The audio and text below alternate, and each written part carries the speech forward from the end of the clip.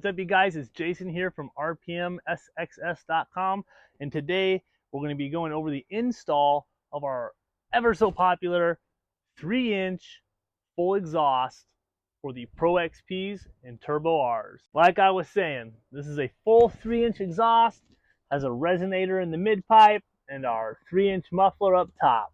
Has a fishtail tip. It's all TIG welded stainless steel, dual O2 bungs. It's a V-band connection that connects the mid pipe to the muffler, and our high flow turbo flange. This is going to come with our own proprietary exhaust gasket to allow for that high flow. So it's a port match gasket essentially. And like I said, it's V-band mounted. So instead of a gasket and bolts and the 3-hole, triangulated design that's OEM and most everyone sticks with their exhaust, we're actually going to be having a V-band flange there that connects the two. So this is a full system. They are sold together, and obviously they're available on rpmsxs.com. And this is the install video. All right, so the first thing you're going to do is remove all of the heat shields. There's a heat shield similar to this that's up on the 90 here. Ours is already off. We don't ever really run any heat shields on these machines. Once you have no catalytic converter, there's really no heat buildup. So once we have this heat shield off, it's just some 10 mils. We're going to be reaching those 6 mils in the back. Those are the only ones that are kind of a pain. We actually use a 6 mil wobble head to get them loose. We tap them with the hammer. That seems to shake them loose. It's hit and miss on if those things come out easy or not, but usually they come out pretty easy. Then we're going to move on, remove the O2 sensor, come back here, remove the 12 mil bolts from the muffler. This is actually our 2.5-inch E-valve muffler, so it's a captain's choice. It's a dual, has a heat shield, all that stuff. So if you're looking for a 2.5-inch setup, there's that muffler. It uninstalls and installs the same as OEM, so our uninstallation will be the same as yours if you're running the stock muffler. This one uses the stock rear fascia, and so does our 3-inch full muffler. It reuses the stock rear fascia. You'll see that once the install is done. So other than all that, you've got a spring hook tool that you'll need and some basic hand tools, and you can knock this install out pretty quickly. So let's get to it. The first thing we're going to do is reach back up in there. Like I said, I use a wobble head 6 mil. I actually like to tap this with the hammer to shock those bolts loose. This one has been uninstalled and reinstalled on our test mule here so many times that it's actually pretty easy for us to remove the exhaust. So don't be fooled by our video, but regardless, you got to remove those 4 6 mil Allens. What I like to do is leave one of these bolts in there just to hold the whole pipe up. Then from there, we're going to move to the back and remove these 12 mils and remove the muffler. Then we'll come back and remove the O2 sensor and the whole mid pipe itself. All right, we're going to remove this rear fascia. If you're running your stock one, you've got a bolt here, here, and here to remove your stock rear fascia. And they come out pretty easy. These are a T40. All right, we're going to reach up in here, pull this spring out of there. We do have a spring hook tool that you can purchase on our website. They're super cheap and make your life a lot easier. All right, so now we're going to remove the factory O2 bung.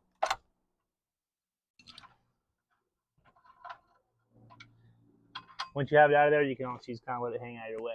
Come back for it later. All right, we're actually going to come back up here and remove the 10 mil that's up here on the top from the mid pipe, and that just goes through the heat shield onto the mid pipe. So yeah, quick and easy. All right, now we can remove this stock mid pipe and get our 3-inch up in there. All right, time to remove this old heavy 2.5-inch turd. So there you go. While we have it off, I'll kind of give you a quick showdown of how much bigger our gasket is, or how much more flow. We open up all of this stuff. Up underneath here is bigger. Open all of this up. You can kind of see how much more we open up. Just make this thing a smooth circle. And yeah, she flows some air. All right, so with every kit, you're going to get new hardware and Loctite. So I like to Loctite these bolts up. These are just the header flange bolts. All right, from here, we're just going to work on installing the mid pipe. What I like to do is just kind of hang a bungee here so you can rest the mid pipe there. Helps you kind of hold it up. If you have 2 guys, it goes a little easier, but just getting those bolt holes lined up with the pipes all kind of sagging is kind of tough sometimes. So that's what I like to do, and let's move forward.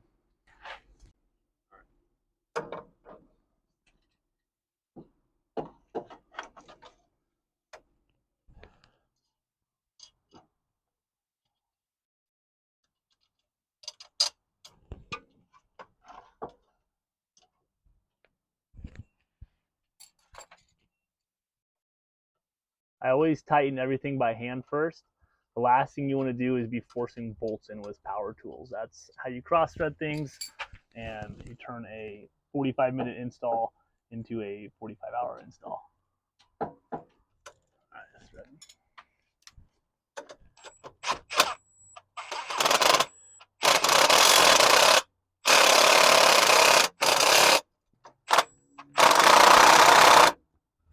All right, so these 6 mil Allens, we get asked a lot. What do they get torque to? It's 18 foot-pounds of torque is the factory torque spec. I used to take them to like 18, but 20 sometimes.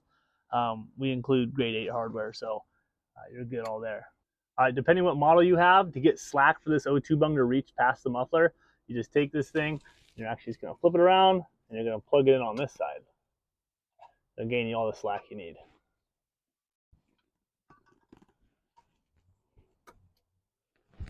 So, I'll wind this thing back, and go in like that. Voila, let's get it snug. This is the second O2 bung. If you're not running a data logger, you're going to leave the cap in it. We send them loose, so you do need to tighten them, otherwise it will fall out and you will blame us. All right, guys, so here's the RPM 3-inch muffler. Like I said, it's got a fishtail tip up here. It looks real sick wrapping behind the car. We're going to use the 2 lower rubber grommets and that left-hand factory spring. We're going to connect the V-band clamps with the stainless steel V-band clamp that we provide, and it's literally that easy. So let's get the muffler on and move from there.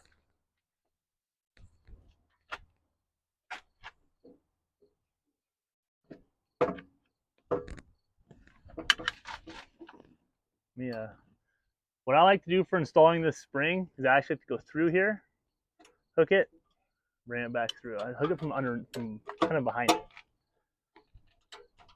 That's how the spring should be installed. Any other way, it starts to kind of twist and bind, but we have to go underneath the hook just like that. This will kind of hold the muffler about where it needs to be, and from here we'll just kind of wrestle it on there. All right, so when installing your V-band clamp, we kind of get it on the exhaust, leave this all the way loose. We just get it up on there. We bring the 2 pieces together.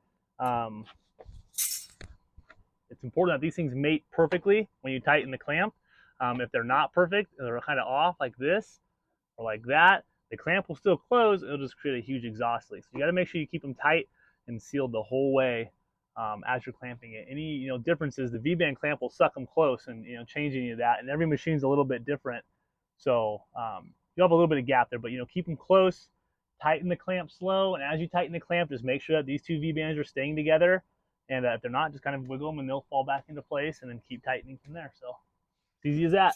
I like to keep my V-band, like the bolt, kind of back here on the other side where you can't really see. It's kind of out of the way. So yeah, I like to just get it anywhere close. Then you can at least get the nut started, get the V-band in place where you want it, and you can tighten from there.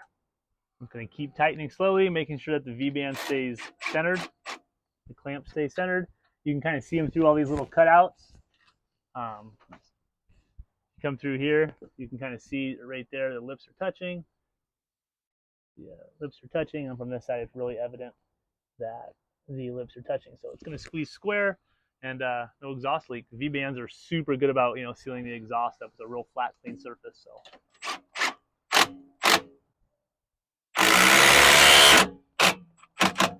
we get asked a lot, like, how tight should my V-band clamp be? Well, they only need to be tight enough to seal, but around no more than 5 foot-pounds is it. So around 30 to 50 inch-pounds is pretty good for a V-band clamp. All right, now that we got the exhaust just about completely installed, you got to go back through with a clean towel or microfiber or rag, get all of your fingerprints off the exhaust, and otherwise it's going to bake them on there. So go through, we'll clean everything up, and just ta-da! So this is the exhaust. This is our full 3-inch RPM exhaust for the Pro XPs and Turbo Rs. We don't have it done for the XP turbos yet, but it's coming. Here, check it out. You can run this exhaust how it sits, no rear fascia. You can even take this cover off, take it off, powder coat it. I've seen guys do it both ways. Leave it on, take it off, powder coat it. They build a shield, go across, whatever you want to do. Or the love of it is you can put the rear fascia back on. That's how I like it, because I like that OEM look.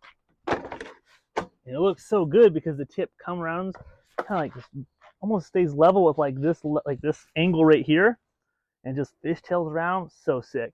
Sounds even better. We're gonna get this rear fascia bolted up real quick, but I kind of wanted you guys to see it and see how it looks. Like I said, you can run without the rear fascia. All right, guys, that's the install.